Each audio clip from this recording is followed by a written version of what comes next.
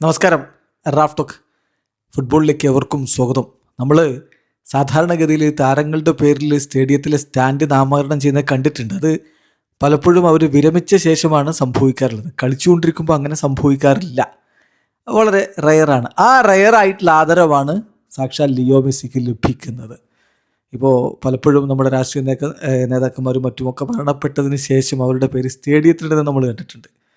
ഇപ്പോൾ ജവഹർലാൽ നെഹ്റു സ്റ്റേഡിയം പലയിടങ്ങളിലുണ്ടല്ലോ. ഇപ്പോൾ നമ്മുടെ കൊച്ചിയിലെ സ്റ്റേഡിയത്തിന് പോലും ജവഹർലാൽ നെഹ്റു സ്റ്റേഡിയം എന്നാണ് പേര്. അദ്ദേഹം മരണപ്പെട്ടതിന് ശേഷം ആദരസൂചകമായിട്ട് കൊടുക്കുന്നതാണ്. അതുപോലെ തന്നെ EMS സ്റ്റേഡിയം, ഇപ്പോൾ കോഴിക്കോട് സ്റ്റേഡിയം, ഇങ്ങനെയൊക്കെ നമ്മൾ കാണുന്നുണ്ട്. എന്നാൽ ഇപ്പോൾ നമുക്കറിയാലോ, നമ്മുടെ പ്രധാനമന്ത്രി ജീവിച്ചിരിക്കെ, അദ്ദേഹം പ്രധാനമന്ത്രി ആയിരിക്കെ തന്നെ നരേന്ദ്രമോദി സ്റ്റേഡിയം അഹമ്മദാബാദിലുണ്ട്. അപ്പോൾ അതൊക്കെ റെയറായിട്ട് സംഭവിക്കുന്നതാണ്. അതുപോലെ തന്നെ ഇപ്പോൾ മെസ്സിയുടെ കാര്യത്തിൽ അദ്ദേഹം കളിച്ചുകൊണ്ടിരിക്കവേ അദ്ദേഹത്തിൻ്റെ ക്ലബ്ബിൽ പുതിയ സ്റ്റേഡിയം പണിയുന്നു. ആ സ്റ്റേഡിയത്തിൽ ഒരു സ്റ്റാൻഡ്, ലയണൽ മെസ്സി സ്റ്റാൻഡ്. ഇതിപ്പോൾ അത്ര വലിയ അത്ഭുതമാണെന്ന് ചോദിക്കും. ക്രിക്കറ്റിലൊക്കെ നമ്മൾ പലതും കണ്ടു. ഇപ്പോൾ സച്ചിൻ ടെണ്ടുൽക്കർ സ്റ്റാൻഡ് വാങ്കഡയിൽ അല്ലേ, ഇപ്പോൾ രോഹിത്തിൻ്റെ പേരിൽ സ്റ്റാൻഡ്. അപ്പോൾ ഇതൊക്കെ നമ്മൾ കാണാറുണ്ട്. അപ്പം അത് ക്രിക്കറ്റിലൊന്നും അത്ര അപൂർവതയല്ല. ഫുട്ബോളിലും ഇപ്പോൾ മെസ്സിയുടെ പേരിലാണ് എസൈസ പ്രോപ്പർട്ടിയിലെ അവരുടെ അർജൻറ്റീന ദേശീയ ടീമിൻ്റെ ട്രെയിനിങ് ഫെസിലിറ്റിയുടെ പേര് മെസ്സിയുടെ പേരാണ്. മറഡോണയുടെ പേരിൽ എത്ര സ്റ്റേഡിയങ്ങളുണ്ട്. ഇതൊക്കെ ശരിയാണ്. പക്ഷേ കളിച്ചുകൊണ്ടിരിക്കവേ അതേ ക്ലബിൽ, ആ ക്ലബിൻ്റെ പുതിയ സ്റ്റേഡിയത്തിൽ ഒരു പേര്, സ്റ്റാൻഡിന് പേരിടുന്നത് അപൂർവത തന്നെയാണ്. അതാണിപ്പോൾ ഇന്റർ മയാമി പ്രഖ്യാപിച്ചിരിക്കുന്നത്.